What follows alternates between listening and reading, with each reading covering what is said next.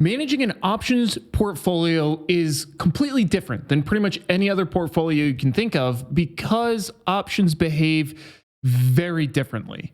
So, what I want to walk you through on the left hand side here is some core concepts. Then, I want to walk you through the three levels that I manage my portfolio through. And then at the end of the video, I'm going to walk you through exactly how I split out my portfolio and think about deploying it. What's up, everyone? Eric here. Welcome back to The Outliers. Shout out to the Patreon family. Consider signing up for weekly workshops, all sorts of fun, extra content, but let's get right in. So, what are the core concepts here for managing a portfolio? Well, it all starts with this. Begin with the end in mind. What does that mean? Well, you kind of have to define what you're trying to do in order to stand a good chance at completing it. So if you think about what most of our goals are in trading, it's things like achieve a certain percent return per year. It's be able to make a certain amount of monthly income. It's reduce portfolio drawdown.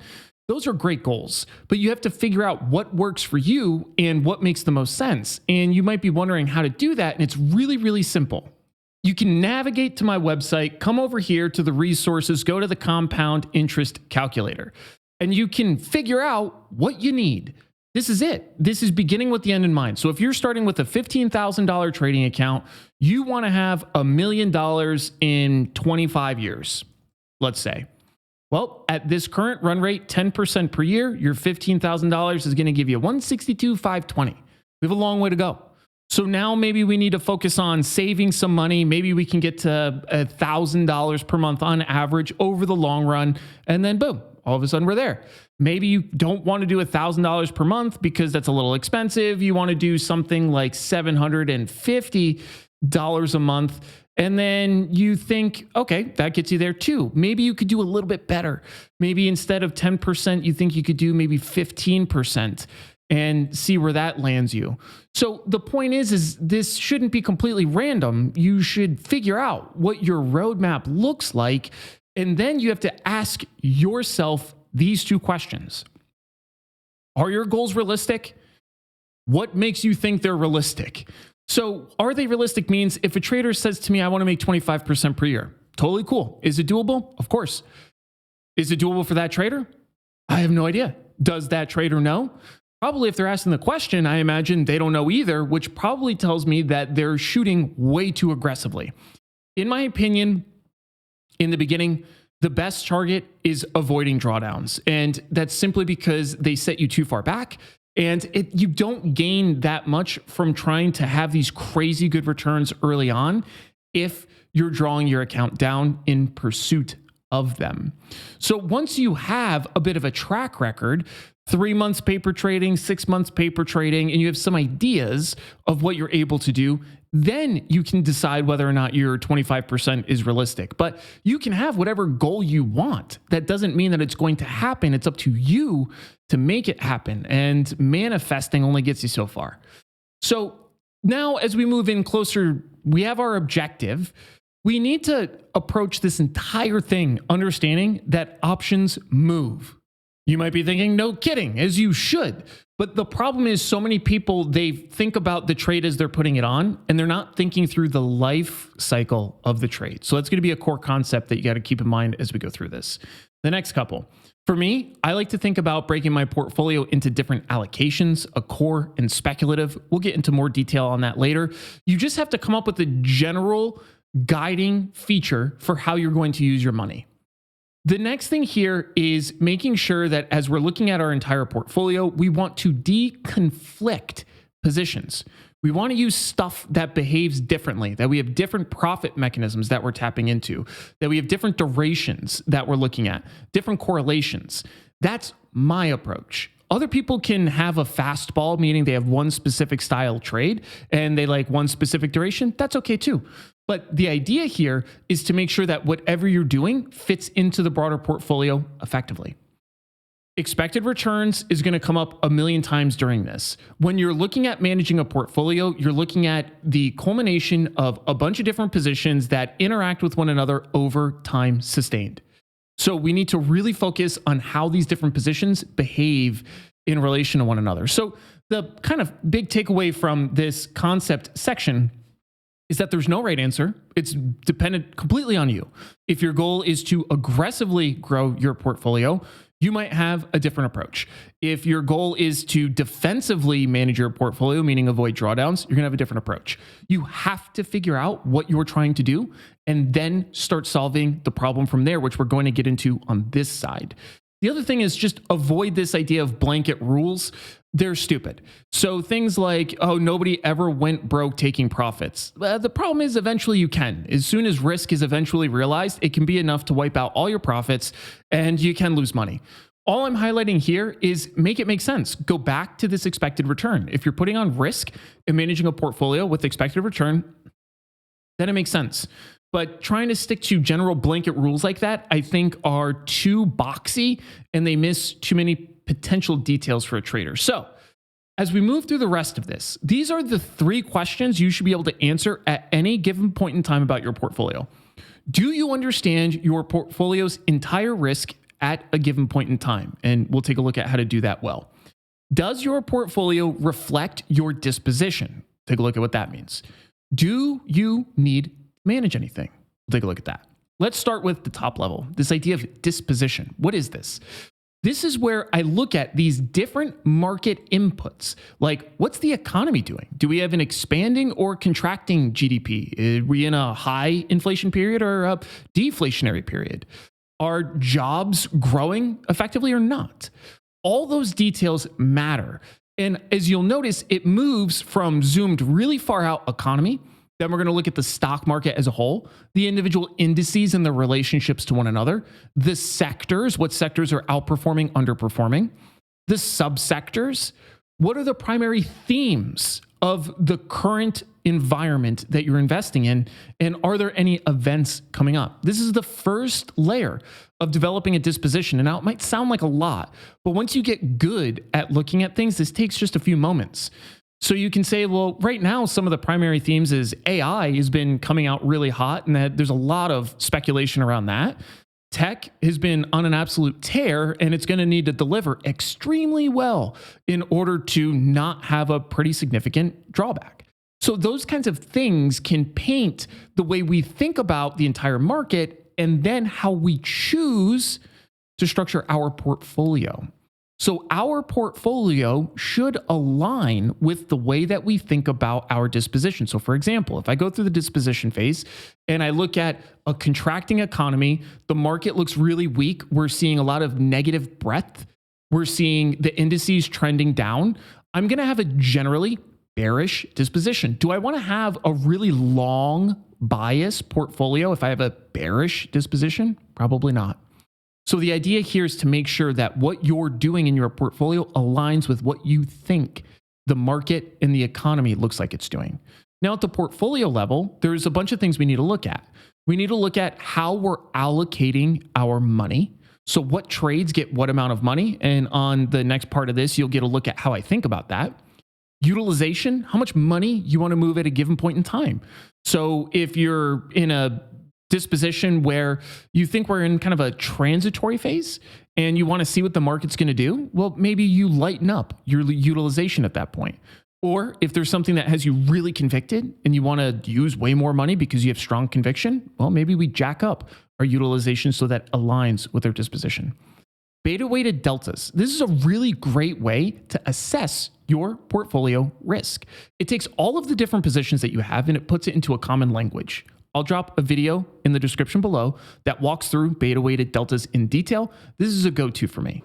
So in a nutshell, these first 3 are super important to me. This is going to tell me how much money am I ready to use in my portfolio? How much money am I currently using right now? And what is the directional disposition of the portfolio? So if I look at my beta weighted deltas and they're 10 SPY beta weighted deltas, all that means is that the entire portfolio is behaving like 10 shares of SPY. Is that a lot? Is that a little? Does that align with my disposition? That's going to be a starting point for what I do here on out. I'm going to review the number of positions I have, what their sizing is, because again, remember, options move. So as they move around, the notional size of your positions can change as your deltas change. So you have to make sure that the position is sized and operating as you want. I like to look at broad level portfolio Greeks. What's my portfolio theta? Am I taking in net money or am I paying net money? I prefer to be positive theta in the portfolio. What's my portfolio gamma? How fast is my portfolio delta going to change? And you can devise all of that from your portfolio Greeks, which are really useful tools. The correlations is really important as you're putting on new positions and adjusting old positions, because let's say that you have 10 positions on, but 9 of them behave like the same thing. Well, you might have more risk than you think you do. Beta weighted deltas will help you see that, but so will monitoring the correlation between the different products that you have on, because the relationships change. Great example of this is the way that bonds behaved against equities during 2020 to essentially 2024. It's that way now to a degree, kind of normalizing more recently. But that relationship changed. So you might have been banking on it behaving a certain way, but then it didn't. I like to diversify my strategies so that I'm using different kinds of strategies because I know that they will behave differently. That's more of a preference. And then circuit breakers. Circuit breakers is saying at the portfolio level, if I experience a X% portfolio level drawdown, I'm going to start closing positions. It's a tough decision, and you have to figure out what that might look like for you. The reason why I like to use circuit breakers is because it keeps me from becoming paralyzed if things are not going well and I need to make some changes to what I'm doing. So thinking of those ahead of time and understanding that there's a possibility that you run through your circuit breakers. If it's 25%, your portfolio draws down 25%, you start cutting positions and then it rebounds back up. That might feel absolutely terrible, but if that's the way that you're perceiving the markets, you're at a disadvantage from the jump. Because just as you might be going through a 25% drawdown here, well, guess what? You might have gotten out at 25% when it drops another 25%. Or you could get out at 25% and then it rallies back up and you're like, damn, I didn't need to take that loss. You have to figure out what's right for you and your risk tolerance. You might not even really need to have big portfolio circuit breakers, but it's really to make sure that you're not missing anything that's going to hurt you. Last thing, position. So now we have our disposition towards the market, the economy. We now know how we want our portfolio to look and what we're looking at in the portfolio. Now we just need to make sure that each individual trade fits the puzzle of the portfolio. So the first thing I'm going to look at with every single position is, do I need to manage it from P&L or days to expiration? Meaning, am I at a profit management point, a loss management point, or have I been in the trade long enough that I need to manage it based on time? What are the Greeks of the individual position? Do all of those look aligned with my expectations based on when I entered it? And does it still make sense for the portfolio? Do I have any events coming up that I have to be aware of? Is earnings coming up soon? Based on all of those things, if I'm still in the clear, there's nothing that has to be done with the position, I'm going to make sure that my thesis is still good.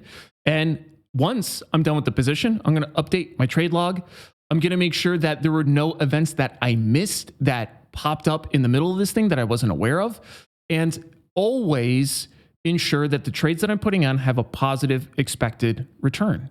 So that's just a general flow for what this can look like. So again, we have our disposition towards the market. We figure out how we want our portfolio to look, and then we make sure each individual position fits into this. So if we're bullish, we want to have long SPY beta weighted deltas. We're going to look for positions that complement that. Now we start putting on a bunch of positions. We're long a bunch of calls and different things, but I said I like being long theta, meaning I'm collecting theta on a daily basis. So that means I'm going to have to put on some positions that bring in theta, that maybe tamper down some of my risk, because after I put on all of those long calls, I'm actually a little bit too long for what I want. And I can use that as an opportunity to tie in two different things. I need a position that gains me theta, and I also need something to tamper down my risk a little bit so I'm not too long. It's exactly how all of these fit in with one another. So now quickly, I want to walk you through just how I split my portfolio between these two buckets, core and speculative allocation, across a few metrics. So what's the total allocation I'll give to my core in speculative trades? I guess it's the combination of both of those. For the core allocation, it gets up to 100%. I'm happy to use the entire portfolio on a core allocation. For speculative, I'm okay using up to 60% of my capital. This gives me a lot of room. Now, I very rarely would get anything close to that. And more importantly, this is going to be completely dependent on how speculative you like to be as a trader and how you like to set up your risk. For position sizing, I will use up to 100% on the core allocation. For an individual speculative trade, I will risk no more than 10% of the portfolio value. So while I might be using a lot of the portfolio, I'm not going to allow the risk that's in each trade to exceed 10%.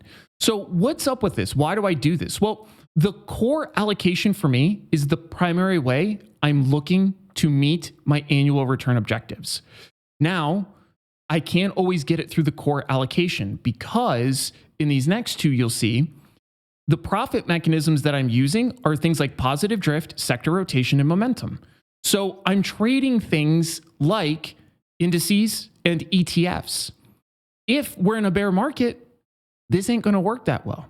So I need to lean more heavily and use more money in my speculative allocation in order to make up the difference using some of these other kinds of strategies.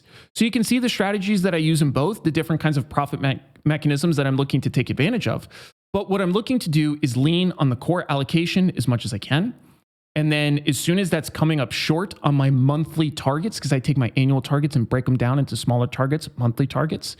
If I'm coming up short or if there's a big change in market conditions, then I'll rotate over to the speculative allocation and try to leverage this a little bit more. Conversely, if I'm doing great and my core allocation is meeting expectations and exceeding them, then I'll still use my speculative allocation, but I just become very selective. I'm just looking for really great looking opportunities to complement the return performance of the portfolio. So that's it in a nutshell. The way I think about managing a portfolio starts with these three levels. Got to be able to answer all these questions. And it's a big puzzle that has to fit together. As always, if you have any questions, let me know. Be an outlier. I'll see you guys later.